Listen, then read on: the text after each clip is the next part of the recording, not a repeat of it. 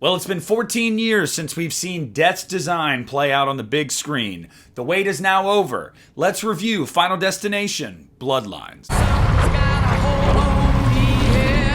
Hey, what's up everybody? Nick here, and today I'm going to give you guys my spoiler-free review for Final Destination: Bloodlines. Now, if you know my channel, you know I do not get into spoilers, especially week of release of a movie. So if you haven't seen it, you can watch this. The first positive with this movie is the kills and how clever they are. This is nothing new for the Final Destination series, and the only movie in the series that is not clever whatsoever is The Final Destination. I'm happy to say that Final Destination: Bloodlines very much feels like a Final Destination movie. It is a chain reaction for every kill. It's almost never just one thing out of nowhere.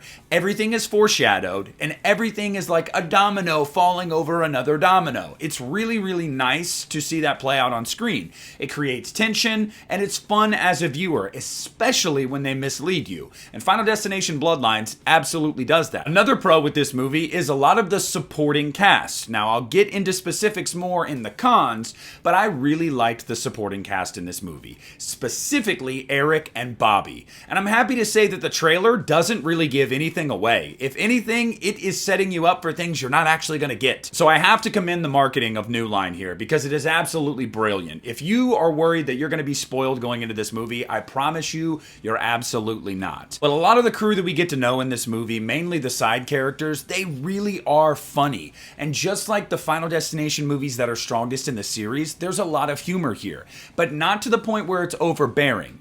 And maybe you find some of the kills funny because that's just kind of Final Destination, but yeah, it's definitely a funny movie, and a lot of that is driven by Eric and Bobby. Another positive with this movie, I have to call this out, is the handling of Tony Todd, Bloodsworth's character. Look, they handle this sequence beautifully. I'm not even kidding you. It is very, very self-aware. And if you know, you know. And I love that. How they weaved Tony Todd's own struggles into his character and into the movie and made it relevant to the plot. I absolutely loved what they did with Tony Todd here, and it honestly broke my heart to see him on screen and know that this was the end, because he knows it is too. And when you see the movie, you'll know exactly what I mean. But I just want to commend the filmmakers and the writers of this film for handling this sequence absolutely beautifully. I also want to point out that I really noticed the score in this movie, and that's a good thing. It definitely felt like Final Destination. I love the music, I loved the way the movie looked, and really, I think it just feels like a Final Destination movie. It has a lot of the things that you want to see from a Final Destination movie. It's got good side characters, funny moments, some creative kills. It really hits all of the beats that it needs to be a good Final Destination movie. But unfortunately, I don't feel like it's a great Final Destination movie. And getting into the cons, first and foremost, are the premonition, the opening scene of the movie. Look, I'm just not big on it. There's heavy use of CGI in this scene. It goes on way too long, and without getting into spoilers, it really leaves you wanting more. That's how I felt with this opening scene.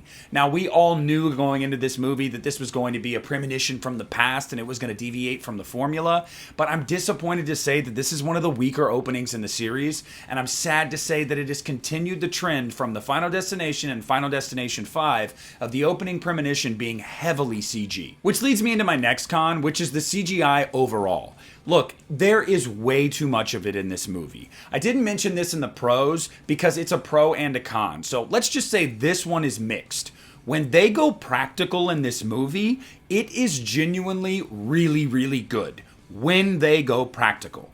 The problem is, 80% of the time in this movie, they choose CG. And you can't tell me that they had to, because they didn't have to in Final Destination 2, and that's the best movie in the series. And why? Because a lot of that is practical. Look, I'm not somebody that's anti-CGI. I think when done well, it can benefit a movie, and sometimes it's hardly even noticeable.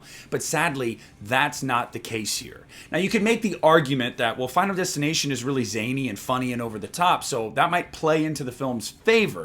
Yes and no. There's times where you're absolutely right, but there's also times where it's the exact opposite, where it is distracting and it actually kind of takes you out of the movie. So this is mixed for me. Practical kills are great. The CGI kills, not so much.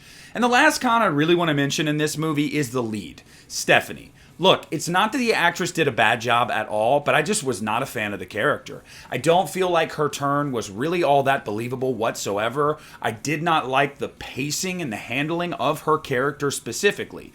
Look, the side characters, when they're on screen, I loved them. I thought that they were funny. They bring a lot of life to this movie. But unfortunately, I feel like Stephanie is largely lifeless, and I just did not care for the character at all. Again, that's not to say the actress gave a bad performance, because she didn't. But the character, I just don't think is written well. I don't think is handled well at all. So I was not a fan of her. So in summation, Final Destination Bloodlines is a really fun time. It's got a lot working for it, and it mostly feels like a Final Destination movie. All the way up until the end, which I loved the end.